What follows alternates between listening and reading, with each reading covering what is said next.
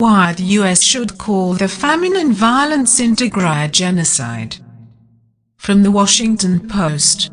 Over the past 11 months, Ethiopian Prime Minister Abiy Ahmed's government has killed, raped and tortured ethnic minority Tigrayans en masse. Will the Biden administration label these acts a genocide and impose appropriate consequences? If not, the United States will effectively greenlight genocide for any leader ruthless enough to follow Abiy's playbook of secrecy, sexual violence and starvation as weapons of war. The case against Abiy's administration is straightforward. His government's actions, as described by countless international monitors, fit the United Nations definition of genocide. The United Nations defines genocide as acts committed with intent to destroy, in whole or in part, a national, ethnical, racial or religious group, and calls out 5 specific acts of genocide. The Ethiopian government has been documented as committing 4 of these 5 acts: killing members of the group, imposing measures intended to prevent births within the group, causing serious bodily or mental harm to members of the group, and deliberately inflicting on the group conditions of life calculated to bring about its physical destruction. Let's review the evidence.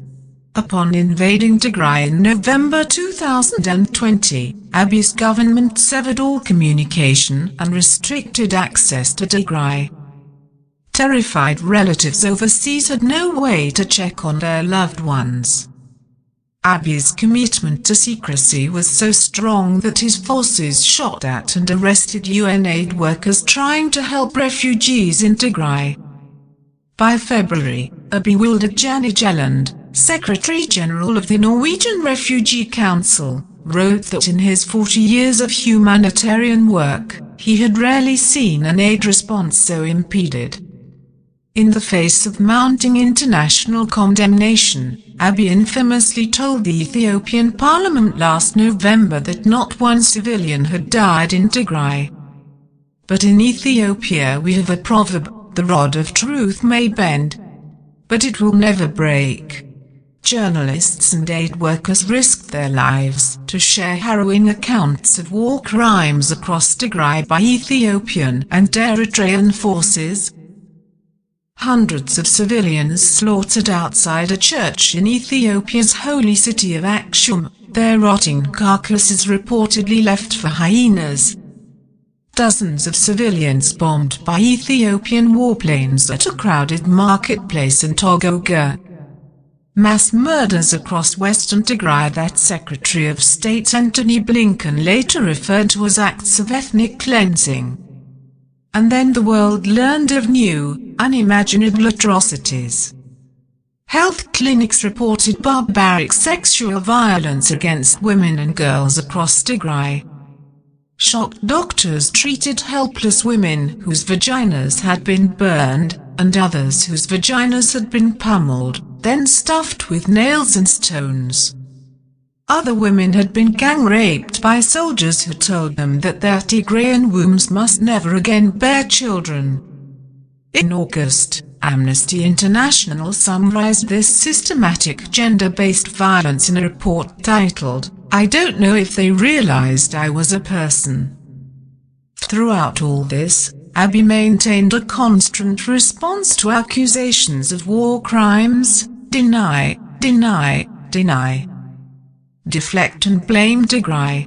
When the Tigray Defense Forces routed Abiy's armies from Tigray's capital, Abiy's government amped up genocidal language against Tigrayans, referring to them publicly as weeds, cancer and daytime hyenas.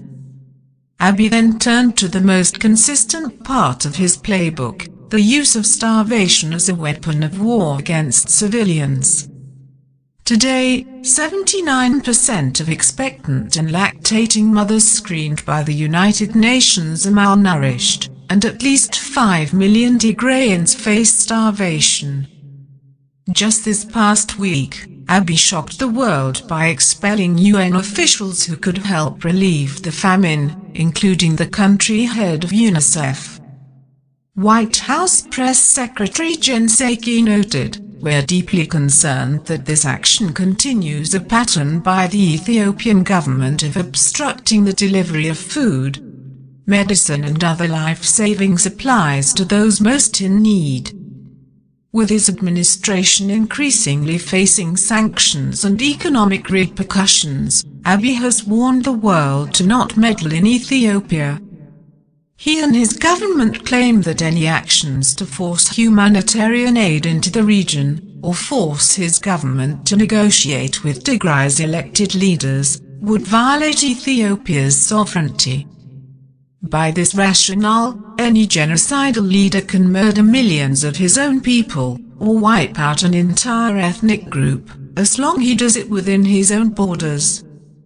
If the Biden administration fails to apply the genocide designation to Tigray, the message will be clear to any future war criminal: we will look the other way no matter what you do. You can gang rape girls, starve your people, murder masses of civilians, and in response we will share only toothless statements of concern. For the sake of my people in Tigray, and people across the world, the United States must immediately call the Ethiopian government's actions in Tigray a genocide.